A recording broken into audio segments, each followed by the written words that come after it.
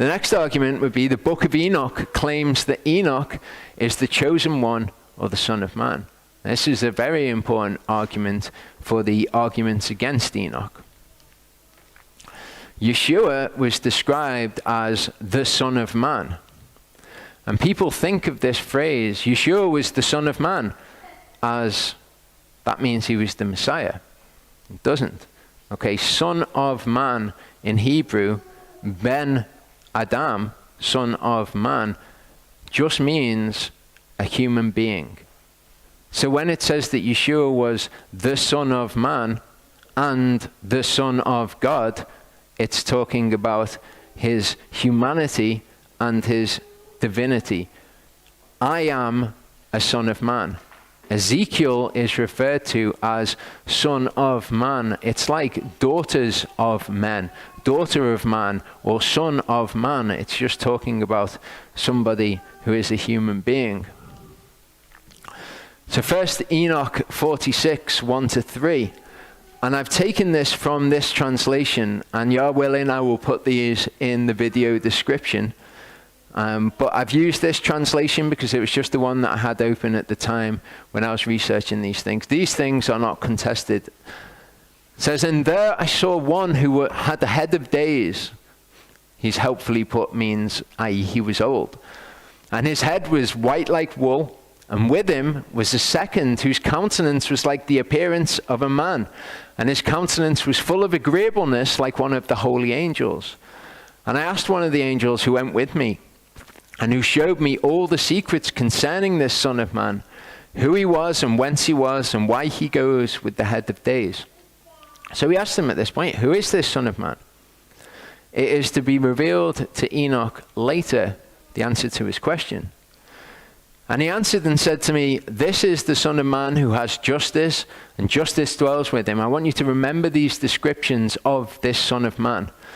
Has justice, justice dwells with him. All the treasures of secrecy he reveals, because the Lord of spirits has chosen him, and his portion overcomes all things before the Lord of spirits in rectitude to eternity. So you can imagine who people think this is talking about when they read it. I know who it sounds like a description of to me.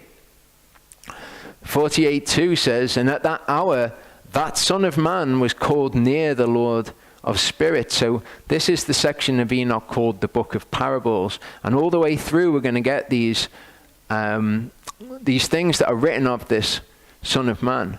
It says, and he will judge the secrets, and no one will be able to speak a vain word before him, because he is the chosen one. All the powerful kings and the exalted and they who rule the earth will fall before him on their faces and will worship and will hope in this Son of Man and will petition him and ask him for mercy.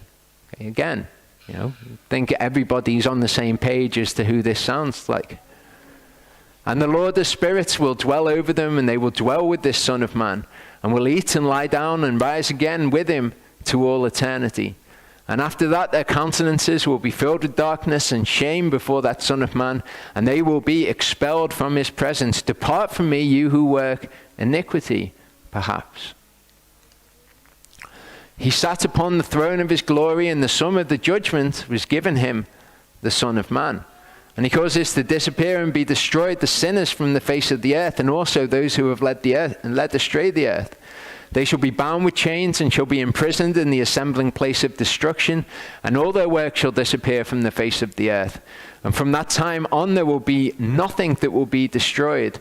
For he, the Son of Man, has appeared, and sits on the throne of his glory, and all wickedness will disappear before his face and depart. But the word of that Son of Man will be strong before the Lord of spirits. This is the third parable of Enoch. Now, a lot of this sounds very familiar. There are some things which sound different. You've got talk of the Lord of spirits. You've got talk of the chosen one. Okay, those things you don't find in the Bible. And when I say the Bible, I'm talking about 66 books that we know as Scripture. I won't use the term in Scripture because that then excludes anything else from being Scripture other than that which is in the Bible.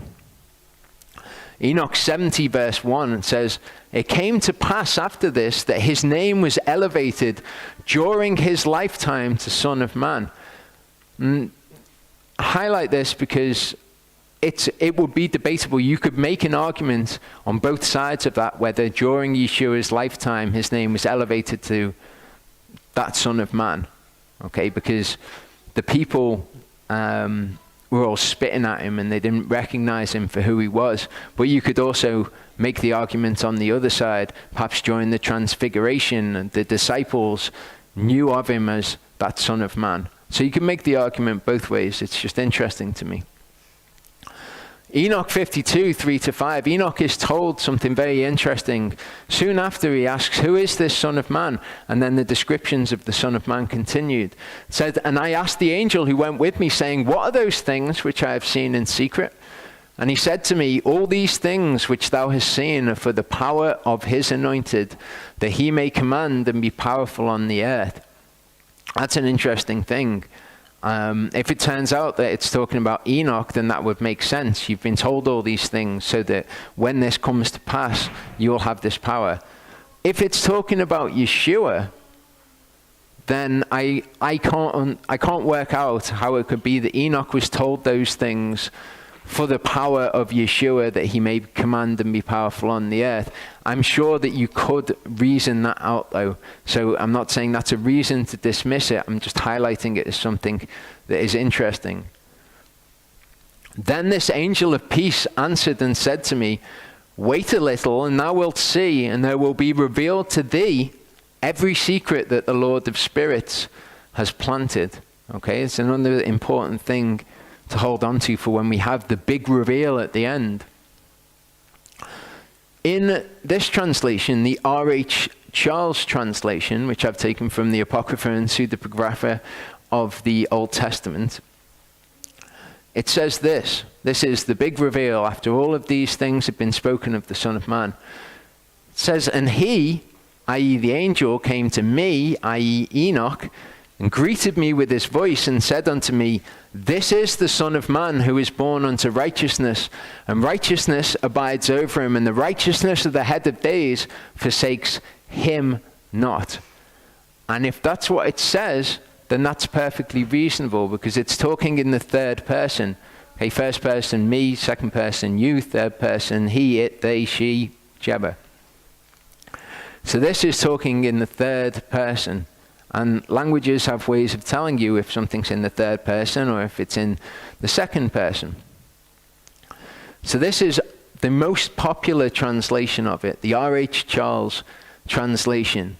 And I went to great pains to try to find anything that was in agreement with this, because I'm trying to weigh both sides, and I wanted to be able to say, well, look, this also agrees with it. The problem is I couldn't find anything that agrees with it. And again, I'm going to link all of the translations that I've used in the description, and the translations I've used are extensive and far-reaching.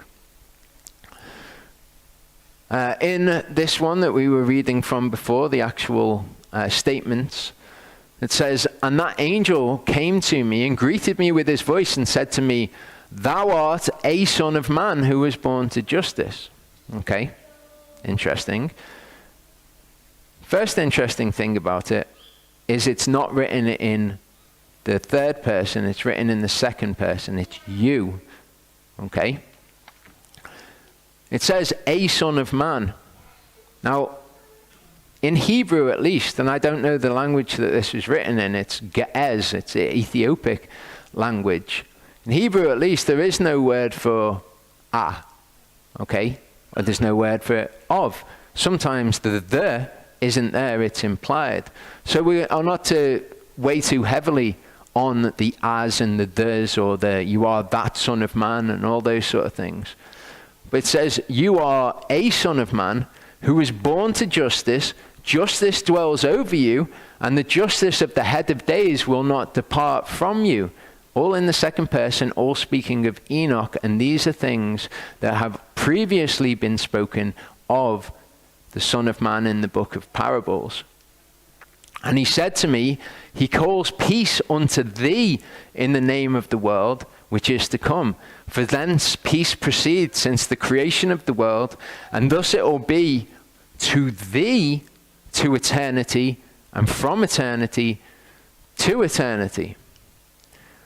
All who continue to walk in your path, you whom justice does not leave in eternity, their dwelling places will be with you. All of these things that have been spoken of the Son of Man in the book of parables are now ascribed to Enoch. So whether it says you are the Son of Man that was just being referred to is actually irrelevant, because the same attributes are ascribed to Enoch in the second person. They will not be separated from you in eternity, and from eternity to eternity, you, Enoch. That is as definite as I can be without getting the Ge'ez and reading it. All I can do is get the various translations, and I can read the scholarly debate about why R.H. Charles translated it in the third person when it doesn't say that. Okay, in a court case, you would call expert witnesses who had specific knowledge about things that you don't. I don't read Ge'ez, but everyone seems to agree. We'll look at the other translations. Okay, this is the James H. Charlesworth translation. Then an angel came to me and greeted me and said, "You, Son of Man, who art born in righteousness and upon whom righteousness is dwelt, the righteousness of the antecedent of time will not forsake you." He added and said to me, "He shall proclaim peace to you in the name of the world that is to become. For from here proceeds peace since the creation of the world. And so it shall be unto you forever and ever and ever. Everyone that will come to exist and walk shall follow your path, since righteousness never forsakes you.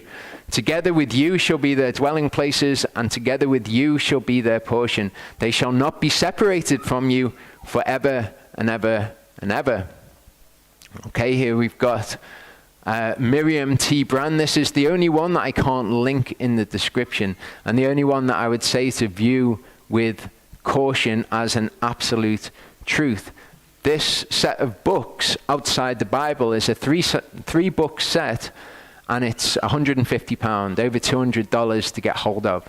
So I didn't actually verify this. These are quotes that I've found that are said to be from it. It says, "And he said to me, you are the Son of Man, who is born to righteousness, and righteousness reigns over you, and the righteousness of the head of days will not leave you." Okay? She translates it as "you are the Son of Man." But as I say, these R's, the A's, the the's, and they are often implied.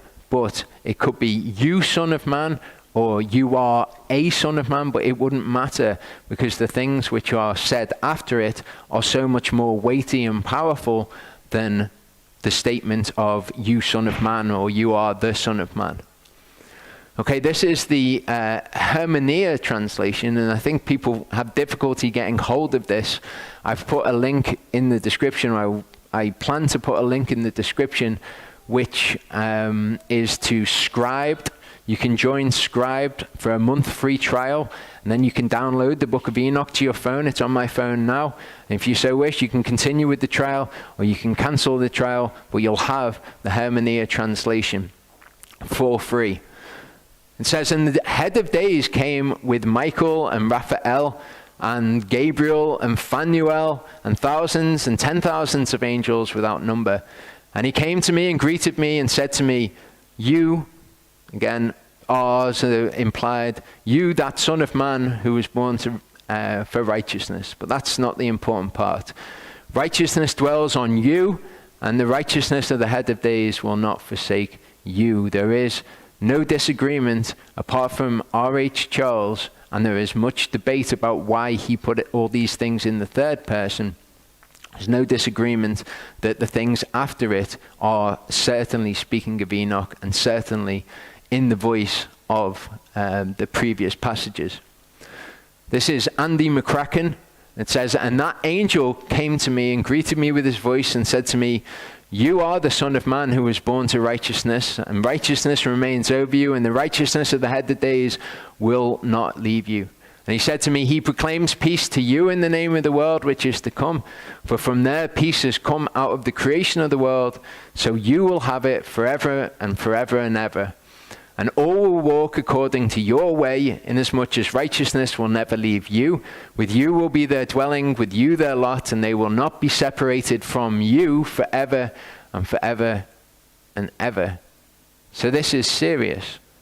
It's saying in the culmination, what everything has been leading up to, this Son of Man will do this and be like this, and all of these descriptions culminates in it absolutely saying, you.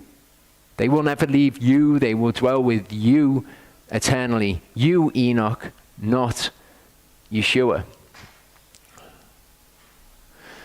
Now, when I'm considering the other side of this argument, something that comes to mind as a possible argument is that when the Book of Enoch was found in the Dead Sea Scrolls, it was found without the Book of Parables.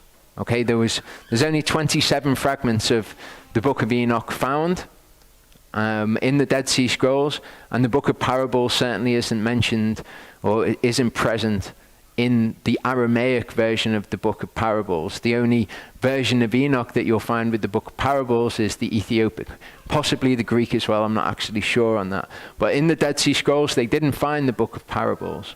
But that would present a problem, because a lot of the reason that people give credence to Enoch in the first place is because of the things that are said in the Book of Parables, which they misunderstand to be about Yeshua rather than about Enoch. So either way, you take the Book of Parables out, the Book of Enoch loses a whole load of weight. You don't take it out, then all of these things are said of Enoch, even if it doesn't specifically say, or even if it might not specifically say, you are that Son of Man.